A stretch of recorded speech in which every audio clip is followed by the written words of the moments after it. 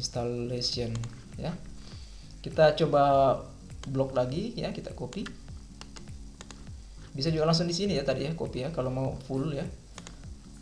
Nah, kita coba paste, enter.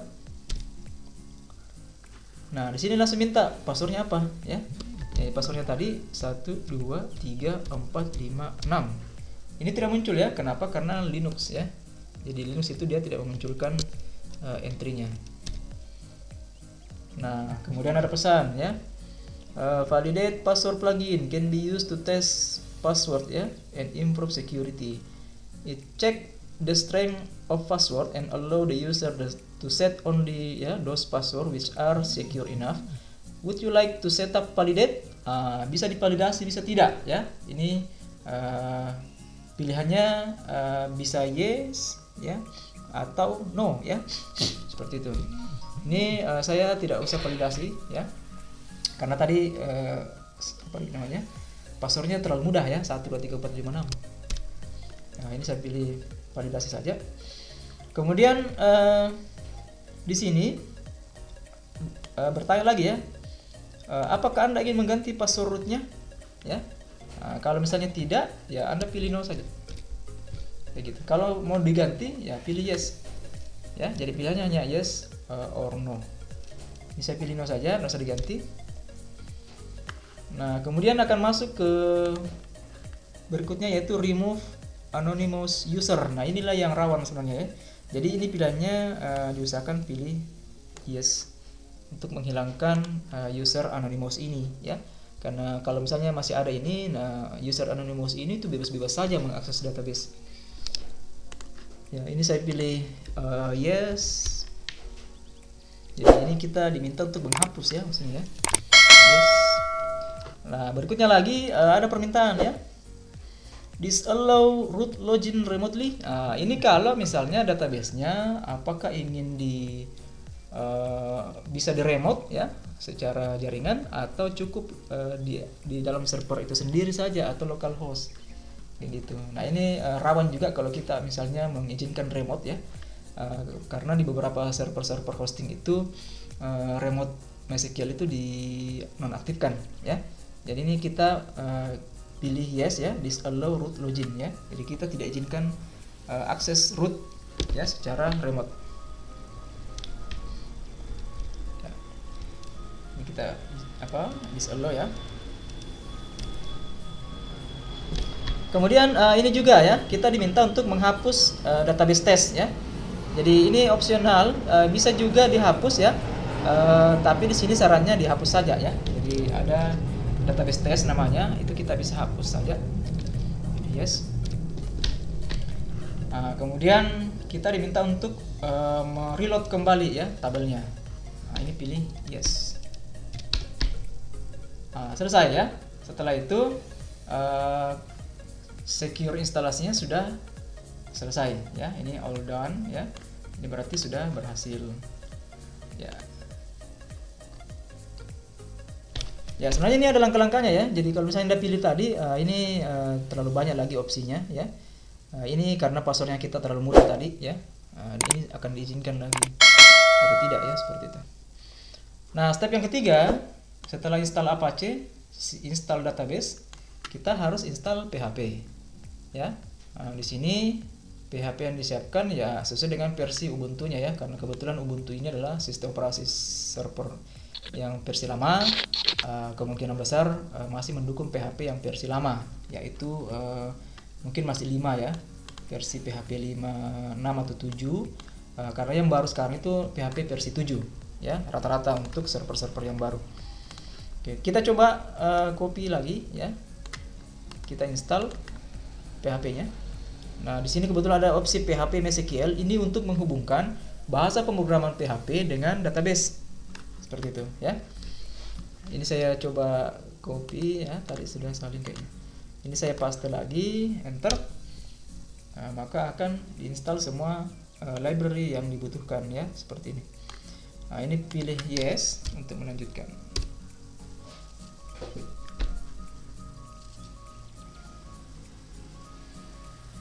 Sudah 7 ya, ini sudah 7 berarti.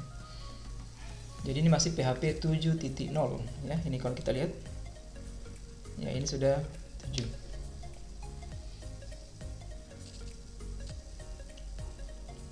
Nah, ini sudah berhasil, sudah selesai.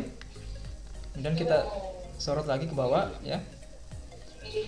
Di sini ada permintaan lagi untuk mengedit ya, dimana yang diedit itu adalah direktori file di dalam direktori etc apache 2 mods enable ya, kemudian dir.conf.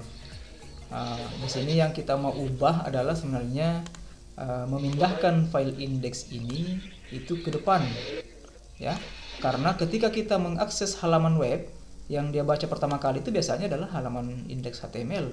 Tapi kalau misalnya indeks PHP-nya diletakkan ke depan, maka dia akan lebih menyarankan aksesnya ke PHP ya, bukan ke HTML. Tapi kalau misalnya tidak ada filenya ya, dia akan mencoba mengakses ini juga sebenarnya ya, file-file seperti ini. Ini dia izinkan semua. Seperti itu. Jadi ini hanya masalah prioritas ya. Jadi kita bisa coba copy dan masukkan di sini, paste ya. Nah, ini yang saya maksud ya, kita edit filenya. Jadi di sini file indeksnya itu saya majukan ya. Ini sebenarnya bisa saya ganti saja HTML ini jadi PHP. Kemudian yang PHP jadi HTML. Ya begitu saja sebenarnya. Jadi ini hanya pembacaan modul saja. Oke. Nah, setelah itu saya simpan dengan cara tekan Ctrl O ya, kemudian Enter. Ini untuk menyimpan ya. Jadi Ctrl O itu fungsinya adalah untuk menyimpan ya, write out. Nah, kemudian setelah disimpan, kita keluar ya dengan cara tekan Ctrl X yang ini, Ctrl X. Nah, sudah ya. Nah, untuk langkah yang ini saya kira sudah ya. Selanjutnya adalah restart kembali web server. Karena ada beberapa perubahan yang kita lakukan tadi, yaitu perubahan di file dir.conf ya. Jadi kita restart dengan cara ketik perintah systemctl restart. Kalau sudah tidak ada error yang muncul, kita bisa tes statusnya ya. Statusnya, maka akan muncul outputnya seperti ini. Sebentar, sampel outputnya ya. Kita coba tes systemctl status. Nah, ini statusnya sekarang sudah running ya. Nah, ini contoh web server yang sudah jalan menggunakan Apache ya, Apache. Oke.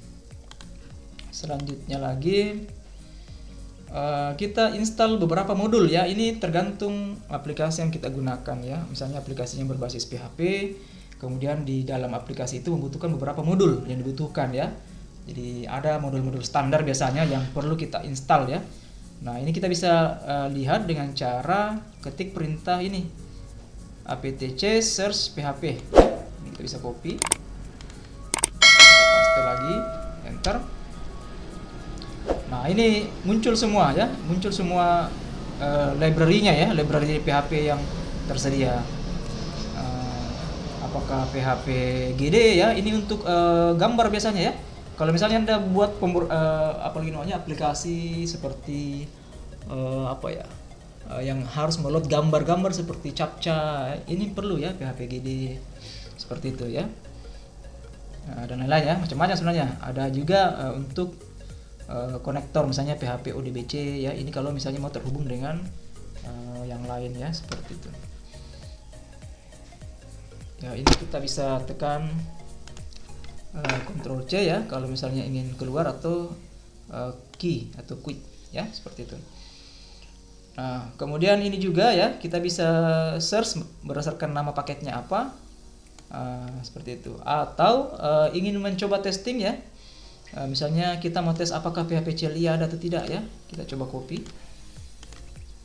Ini kita akui saja. Nah, kita copy. Ini kita tes apakah CLI ada. Nah, ini ada ya. PHP CLI ada. Ini pakai PHP CLI ada. Kemudian ini semua ya, informasi-informasi yang terkait dengan PHP CLI. Ya, seperti ini outputnya kurang lebih. Kalau belum ada, kita bisa install ya, seperti ini. Caranya seperti ini, salin, paste ya. Jadi ini tergantung kebutuhan sebenarnya ya. Kalau misalnya belum ada, kita bisa install. Kalau tidak ya, tidak perlu. Nah, berikutnya lagi adalah bagaimana kita testing ke web servernya ya. Apakah sudah bisa menjalankan bahasa pemrograman PHP. Nah, ini kalau misalnya Anda sudah mengambil mata kuliah pemrograman web, saya kira sudah paham juga ya bagaimana cara kerjanya seperti itu. Kita bisa edit di sini ya, di dokumen root istilahnya ya. Tergantung apakah kita pindahkan dokumen rootnya itu kemana ya. Ini kebetulan kemarin kita sudah pindahkan. Itu sudah ada di directory home ya, sudah ada directory home.